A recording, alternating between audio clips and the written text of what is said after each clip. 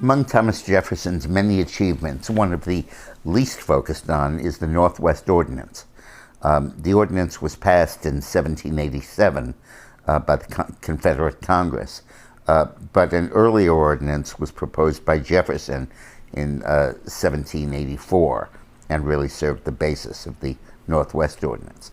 It was designed to organize the territories that Britain had won in the French Indian War, otherwise called the 7 Years' War in Europe. And that was the states other than the 13 colonies that now are Ohio, Indiana, Michigan, Wisconsin, and Illinois. And the ordinance, originally conceived by Jefferson, was revolutionary in that it made the point that these would be organized as states, originally as territories, but when they acquired 60,000 inhabitants each, they could apply for admission to the Union, and that then they would be admitted as states on a parity with the original 13 states, with 2 senators each and representation in the House based on population. This was a radical and terribly important concept. It meant that there would be no colonies in the United States. It meant that there wouldn't be a colonial empire in the West run by the former colonies in the East, that we would be one big democracy founded on democratic principles, with each state having equal power with the others based on its population and the fact that it's a state. Very important contribution. Otherwise, we would have had revolutions, we would have had wars going on, we would have had all kinds of things instead of the orderly admission of these states. Secondly, it really set up the basis for American expansion. Obviously, when he wrote it, Jefferson had no idea that he would be the president that would admit the Louisiana territories into the U.S.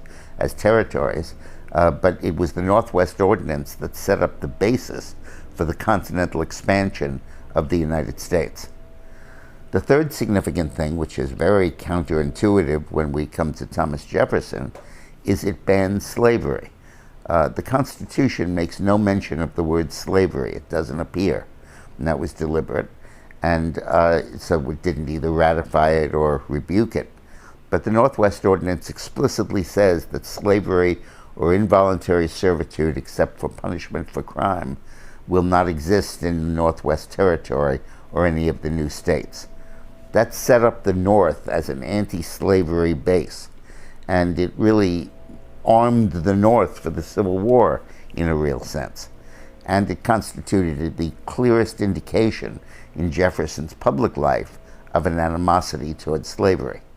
And it was based on the Northwest Ordinance that the concept of property ownership originated really in the United States on a fee simple absolute basis, meaning that you own the property. That's as distinct from England, where for the most part you own property on 99-year leases of territory usually controlled by the Crown. And by setting up fee simple absolute ownership in the rest of the United States, it really set up a basis of property ownership in America, in the expanded territories at least.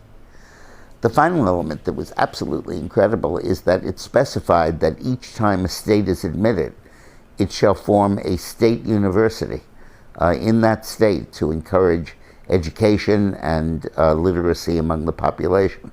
Ohio was the first state admitted to the Union from the territories covered by the Northwest Ordinance, admitted in 1803.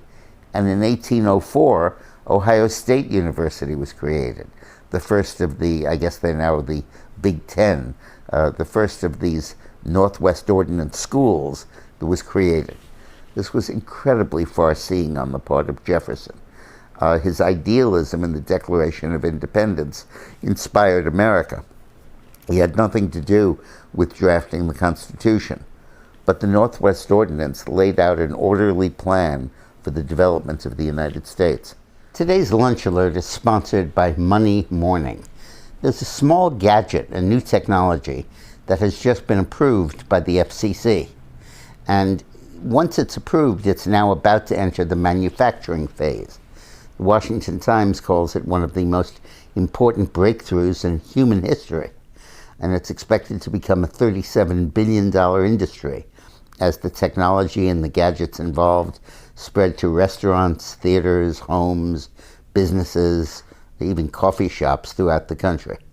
So there is a chance that and Money Morning is alerting you to it, to get involved and to get a small stake in this new invention while it's still on the getting off the ground phase before it becomes too big.